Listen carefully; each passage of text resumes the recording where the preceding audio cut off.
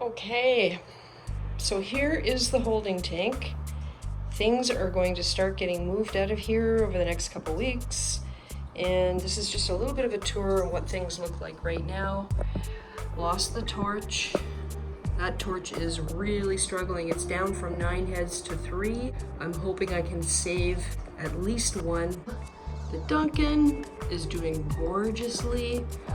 Back there, that red Monty is actually coming back. Maze Brain. There's the Utter Chaos.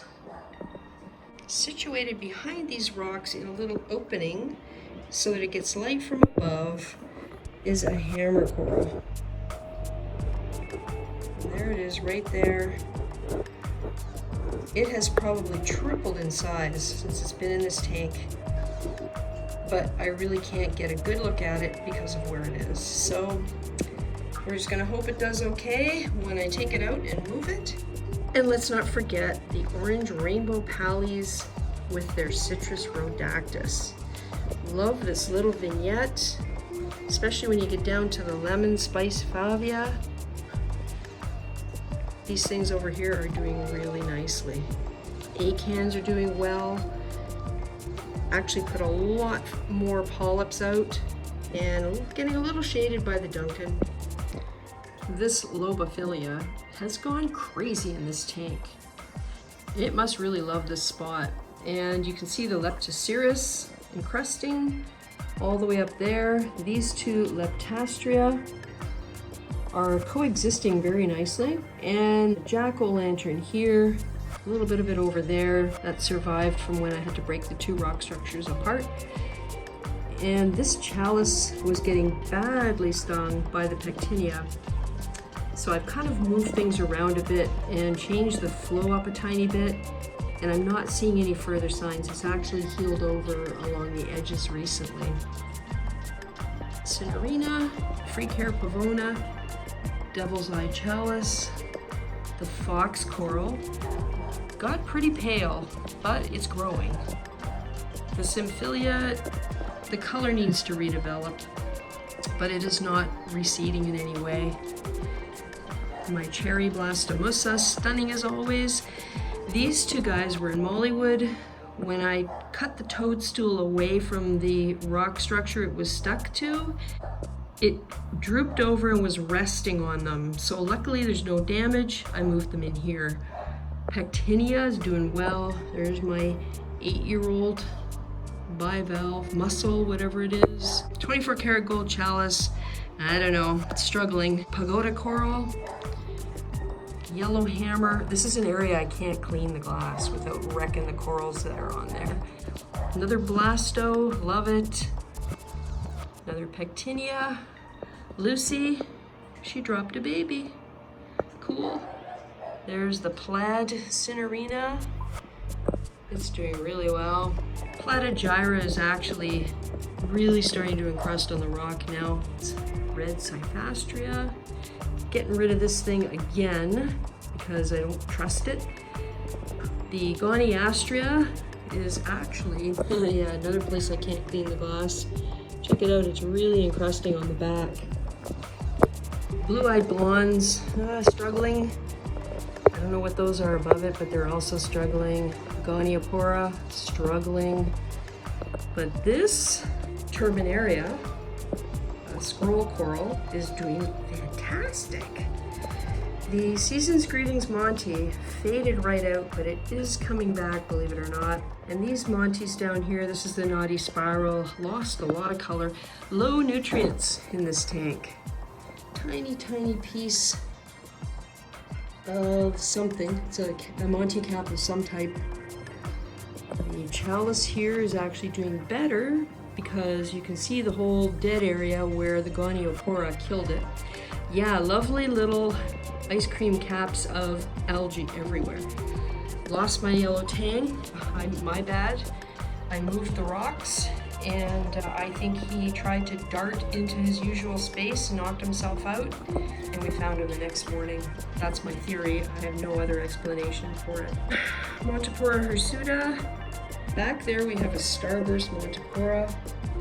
You can see the polyps are trying to come out, but I I don't think there's the right flow, and the nutrients are still low in here.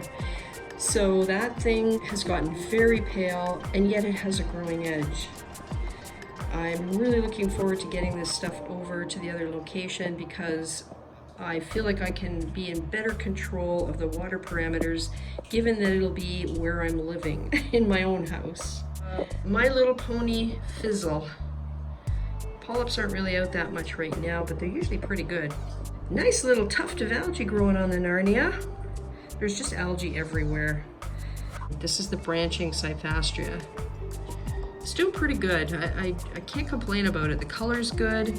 It's growing. It's encrusting all the way down here. The Miyagi tort coming back. The polyps extension on this thing is just crazy. It's doing really well. The yellow Millie, yeah, anything but yellow. At the back is the RG Midnight Firefly. This whole entire thing was white after the Amolock incident. It is coming back, but because of the situation of the brace, it is right in the shadow of the light, and I have not been able to address that. The PC Rainbow is getting encroached on by the Midnight Firefly, so I'm going to have to break off those branches and create a new frag, I think. And this is RG Identity Crisis, and check out the polyps. I'm guessing it's some kind of a tort. I don't honestly know, but the growth habit and everything and the way the polyps come out really looks a lot like the Miyagi tort, but the coloring is a little different, so we'll see. Meteor Shower Cyphastria doing well, and the Mystic Sunset Montagura. Beautiful blue polyps that don't really come across well with this filter, but to the eye, that whole area has a really blue color. Coming across the top here, over to the candy cane is just magnificent. And all kinds of these red mushrooms growing underneath. The bubblegum digi is just, I don't know, it's really, really growing like nuts lately. The alk in here was very high, got all the way up to 12.4. I like to keep it around 8.5. So it is at around 8.5. I think it was 8.39 the other day, something like that. So it's where I need it to be now. It took about a month to get the alk down to what I consider a safe level. That Cyphastria is actually doing pretty good, but you can see the mushrooms are starting to grow on it. Come around the side, but you won't be able to see too much. This dark corner has these chocolate colored mushrooms. That is the toxic green candy cane, which broke, and the piece is right there. So, you know, there's not much point in digging it out because it's really hard to get to. There's equipment above it, and when I take it over to the other tank, I am just going to frag it and make plans to put it in the new tank when things are ready. At the back here, we've got the war coral, which also is encrusting, and you really can't see it very well, but tangerine juice Leptocerus is right there. Those bottom plates are actually hanging off the rocks, and I really should frag those. So that's where we are right now. It's been since last June. I finished moving it in mid-June. So 6, 7, 8, 9 months it's been here. And I'm not unhappy with how everything is hanging on. I wish I hadn't lost a couple of the corals I lost, but all in all, it could have been so much worse. We got this jankety light set up. There's canister filters running this thing. There's all this mess over here for power heads. I decided to put power heads right up front because it's not really what you call a normal display tank, and I'm really the only one who sees it.